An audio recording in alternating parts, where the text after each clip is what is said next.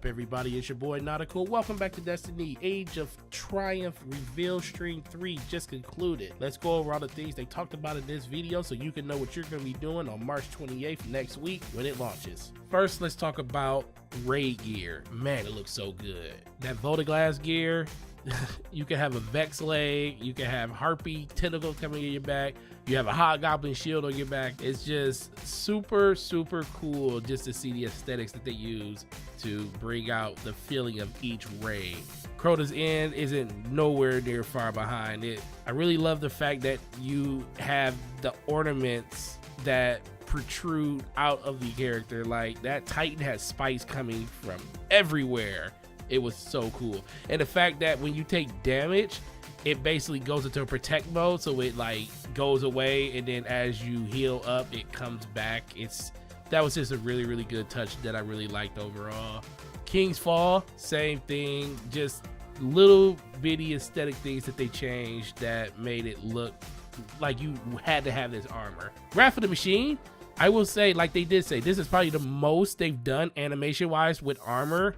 Just looks like a solar flare went off in your chest, and you have like all these different pieces that are on fire and decomposing, and you got like this little checkerboard thing going on your character that's just like glitching out and stuff. It just looks awesome. Can't say enough about the raid gear. All this raid gear they did show did have ornaments equipped, so the way that you get those is by doing the challenge modes during the weekly featured raid week. The best thing they said is you can go to any raid and use any of the ornaments and put them on any piece of gear. So I can go into Crota's End and use that ornament on my Votive Glass gear. I really like that they made it interchangeable like that, so you don't have to hope that you get them from just this raid to use just on this raid armor. It could be used across any raid armor, so that's really cool. Now, let's talk about weapons. Elemental primaries have been at the top of the conversation for the last couple of weeks, and Bungie finally said what they're going to do with that. The way that you're going to be able to receive these elemental primaries is in exotic form. Every elemental primary is going to have an exotic version. That's not only from the first two raids, that's across all raids. Yes, you heard me. All the raids are going to have elemental primaries now. King's Fall and Wrath of the Machine, they are adding elemental burns to all of those weapons. You have to go into the weekly raid challenge that week and beat it for the opportunity to earn one of these elemental primaries in exotic form.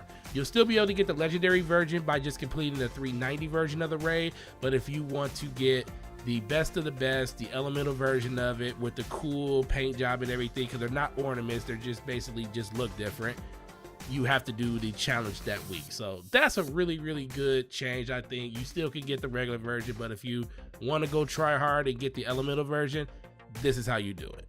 I like that change. The only weapon that they said that wasn't coming back was Black Hammer, because they have the Black Spindle now, and they said Black Hammer was just OP and it was no reason to bring it back. So of all the weapons, that's the only one that's not coming back. Bravo, Bungie. Thanks for doing that, and thanks for bringing back elemental primaries. Now over to the Sandbox change.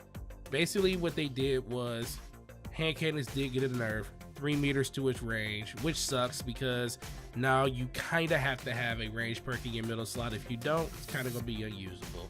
They did buff the range fall off on auto rifle, so definitely should see a little bit more auto rifle play in the Crucible, which is always good. Don't know exactly how that's going to play out overall, but I still think a lot of people are going to be using hand cannons just because they kill the fastest. It's just that you got to get a little bit more closer when you do it. And on top of the auto rifle changes, Necrochasm did get a buff. It no longer needs a precision kill to have a explosion firefly effect. Now it gets it on any kill. That's awesome. This gun has never had a chance to shine, and hopefully this gives it more than enough pub so people can start using it more in the Crucible. Moving over to No Land Beyond, it has a new ornament, but it did take a nerf to its actual flinch mechanic, so now it flinches like any other sniper always does flinch ever since they implemented that change a while ago. All right, let's talk sidearms.